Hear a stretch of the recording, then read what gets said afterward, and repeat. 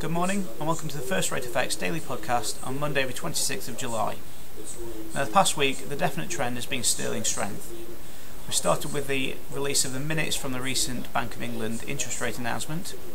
This showed that a single member, Andrew Sentence, voted for a 0.25% interest rate hike.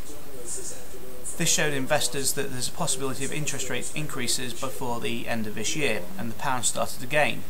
Later in the week, the UK retail sales were announced.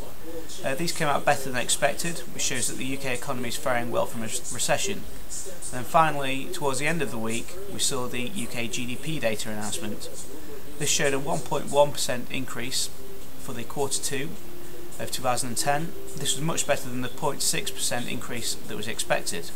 Now, on the back of this, the pound really started to gain up strength, especially against the euro, where there was a lot of insecurity throughout the eurozone. This is because the announcement of the European bank stress tests was set to be announced late on Friday.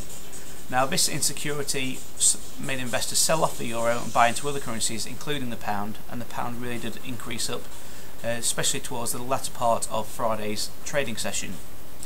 Now, this week there's a lack of real economic data coming out from the UK.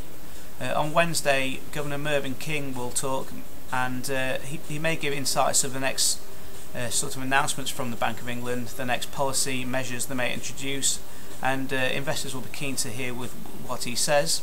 Likewise, the next movement may be later on in the week, when the significant details of the bank stress tests are announced. As people look into the recordings from the bank stress tests, we'll see what banks have fared well, which banks may suffer throughout the rest of this year and coming through into 2011. Thank you very much.